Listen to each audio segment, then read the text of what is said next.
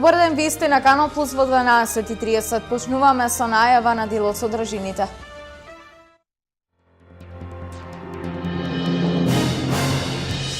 Годинава во регионот граѓаните од Народниот правобранител најмногу барале заштита од повеќекратно плаќање на радиодифузна такса.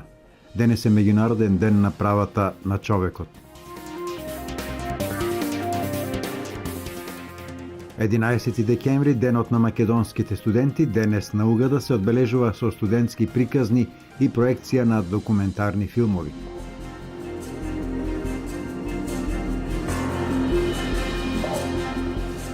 Утре напладне во Домот на културата во Виница ќе биде отворена изложба на карикатури на македонските револуционери од авторот Никола Ангелковски.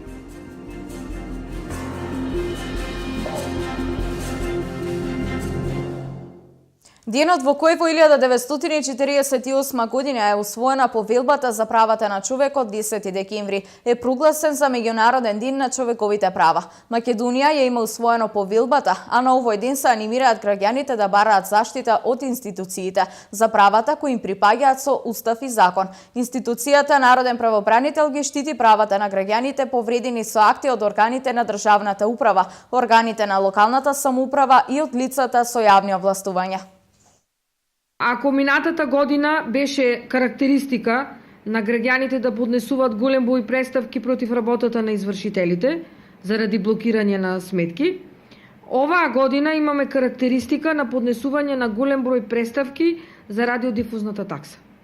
Значи, радиодифузната такса од година во година е се поголем проблем кај граѓаните, бидејќи заради неажурирање на списокот на регистри, значи список на регистри во македонската радиотелевизија се појавува двојно задолжување на одредено семејство, се појавува задолжување на семејство кое што согласно законот не треба да плаќа радиодифузна такса и така да оваа година е карактеристична со 100% зголемување на преставки поднесени по однос на повреда на право што произлегува од обврската за плаќање на радиодифузна такса.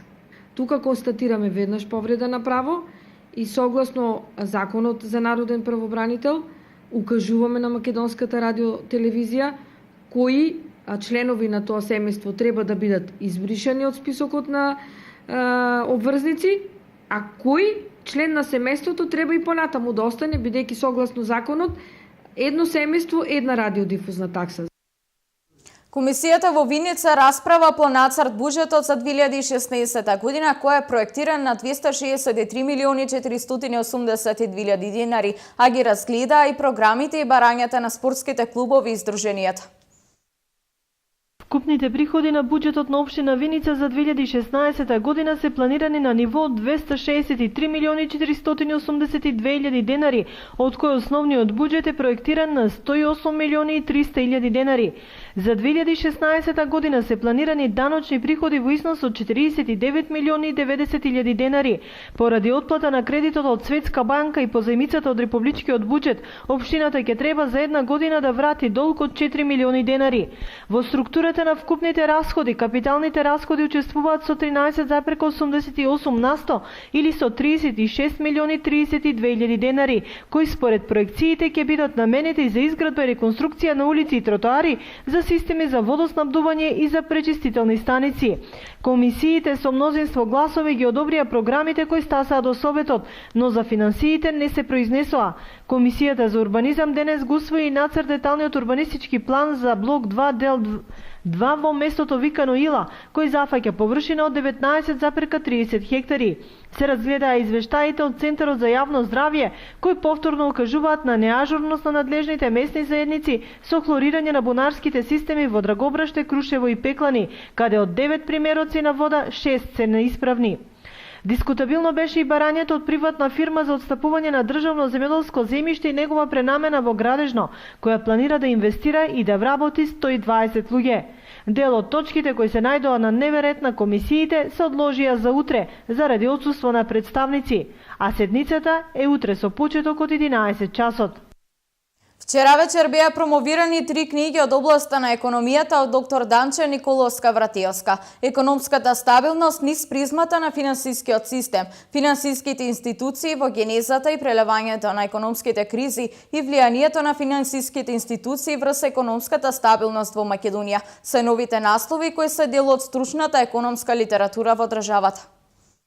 Сметам дека овие книги се сепак малку на едно повисоко ниво на истражување, меѓутоа оние кои што имаат основна обука, односно знаење од економијата, ќе најдат доволно мотиви и причини, можеби, посебно оние од научната фела, од академската фела, да ги земат оваквите податоци и мои аналитики како подстрек за идни понатамошни продлабочени истражувања во фелава. Затоа што лично сметам дека навистина областа која што третирам долго време беше игнорирана и маргинализирана во рамки на научната фела.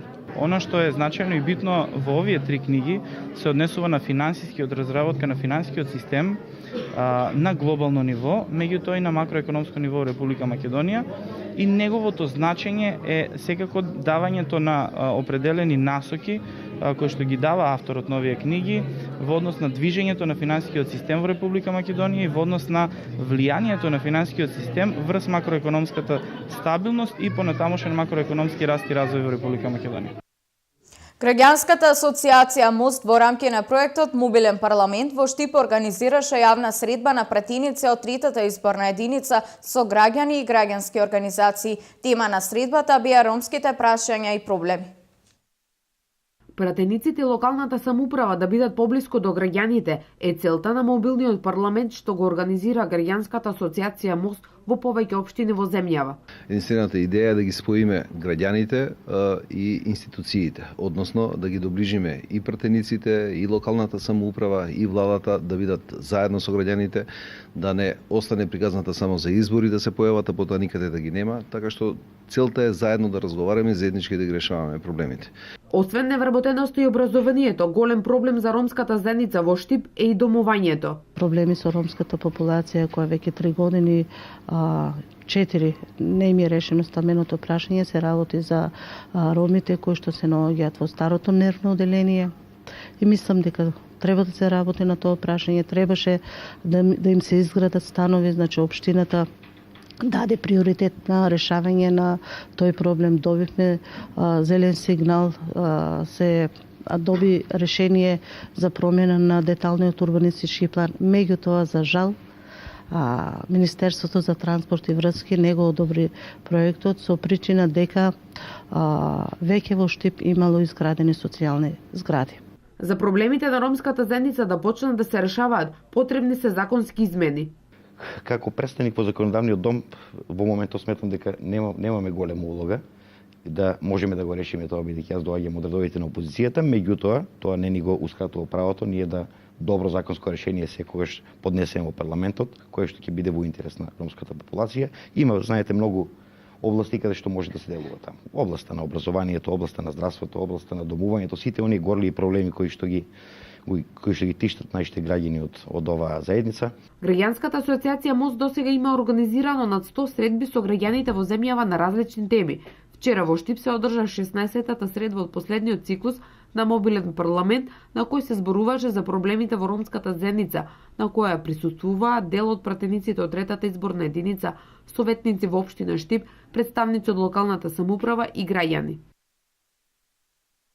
Утре во 12 часот во фоајето на Домот на културата Тошо Арсов ќе биде отворена изложбата на карикатури на македонските револуционири и војводи од авторот Никола Ангелковски. Изложбата е во организација на Домот на културата Тошо Арсов.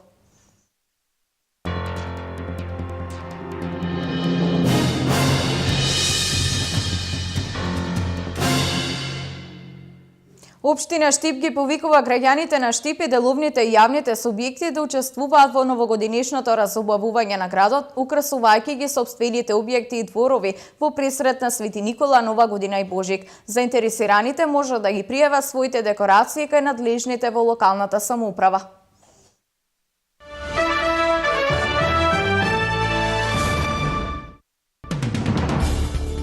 Во пожар во германскиот град Хајде, северно од Хамбург, се уништени неколку стамбени згради во кои биле сместени бегалци. Германската агенција ДПА јави дека полицијата утврдила дека станува збор за намерно подметнат пожар. Пожарот уништил 3 згради во центарот на Хајде, град со 22.000 жители во близина на крајбрежјето на Северно море. Во инцидентот нема настрадани. Во зградите престојувале 16 лица, вклучувајќи и 6 мина бегалци кои успеале да побегнат од пламените јазици. Ниту еден од трите згради изрично не била наменета за сместување бегалци. Севернокорејскиот лидер Ким Јонг Ун изјави дека неговата земја поседува хидрогенска бомба и може да ја употреби за одбрана на суверенитетот, јави државната севернокорејска агенција КЦНА. Според веста, Ким Јонг Ун рекол дека Пјонјанг станал голема нуклеарна сила, способен да ја брани својата независност и националното достоинство со помош на нуклеарни и хидрогенски удари. Изјавата на севернокорејскиот лидер била дадена за време на посета на модернизирана фабрика за оружје во Пјонјанг, при што тој истакнал дека земјата продолжува активно да работи на развој на својата воена индустрија. Руската агенција ТАСС во меѓувреме објави дека засега немала потреба Северна Кореја навистина да произведе хидрогенска бомба. Официјален Пјонјанг на 10 февруари 2005 година соопшти дека произвел нуклеарно оружје, што најде на остра осуда од меѓународната заедница. Северна Кореја од тогаш изведе 3 нуклеарни проби во 2006, 2009 и 2013 година. Полицијата во Сиднеј задржа 20 годишен маж и 15 годишно момче, кои планирале напад врз владината зграда, објавија австралиските медиуми. Тројца други за кои се претпоставува дека се поврзани со истата операција се уапсени малку подоцна денес, информираат силите на редот. На пресконференцијата представниците на органите за безбедност открија дека цели на планираниот напад биле седиштето на федералната полиција во Сиднеј, но и цивили.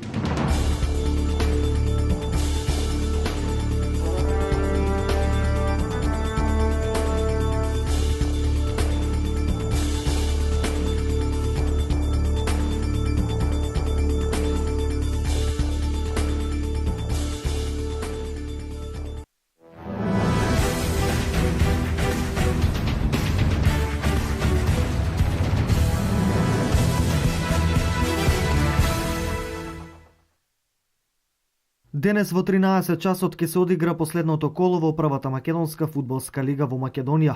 На програмата се следниве надпревари. Штипска брегалница на стадионот во Кочани ќе ја пречека екипата на Ренова.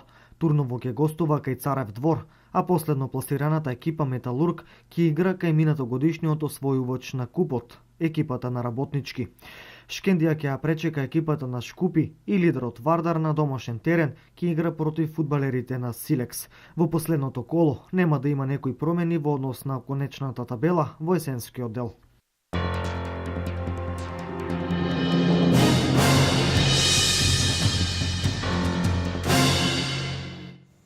Ова е се во Пладневните вести. Повеќе за настаните на денот гледате во Дневникот во 16:30. Пријатен ден!